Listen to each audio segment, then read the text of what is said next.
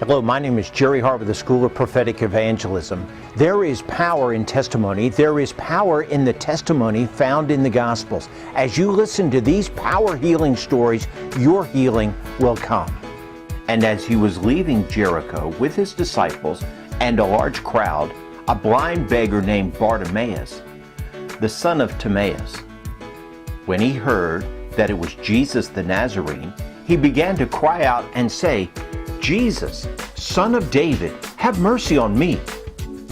Many who were sternly telling him to be quiet, but he kept crying out all the more, "Son of David, have mercy on me."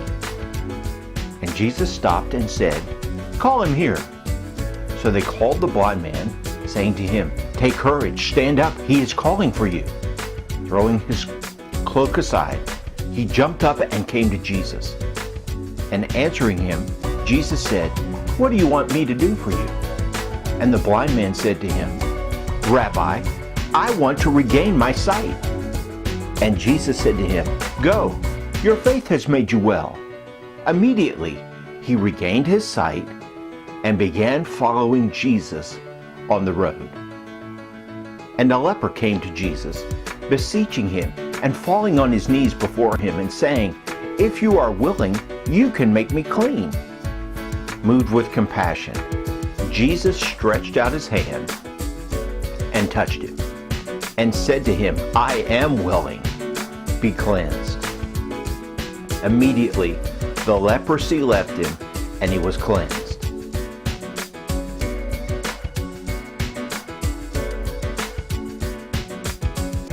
For she thought, "If I just touch his garments, I will get well." Immediately, the flow of her blood was dried up, and she felt in her body that she was healed of her affliction. Immediately Jesus, perceiving in himself that the power proceeding from him had gone forth, turned around in the crowd and said, "Who touched my garments?" And his disciples said to him, "You see the crowd pressing in on you, and you say, 'Who touched me?'" And he looked around to see the woman who had done this. But the woman, fearing and trembling, aware of what had happened to her, came and fell down before him and told him the whole truth. And he said to her, "Daughter, your faith has made you well. Go in peace and be healed of your affliction."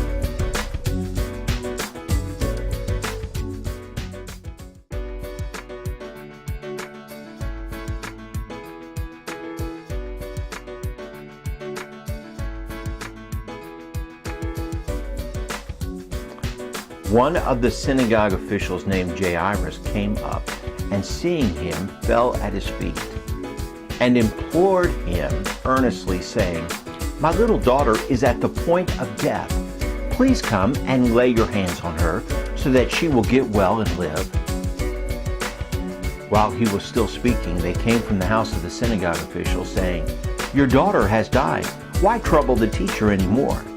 But Jesus, overhearing what was being spoken, said to the synagogue official, "Do not be afraid any longer, only believe." And Jesus allowed no one to accompany him except Peter and James and John, the brother of James.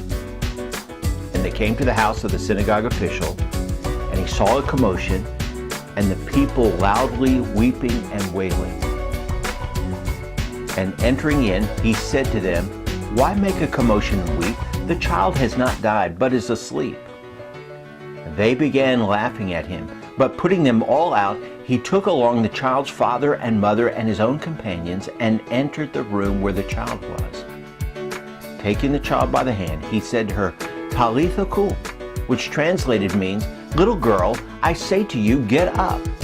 And immediately the girl got up and began to walk, for she was 12 years old. And immediately they were completely astounded.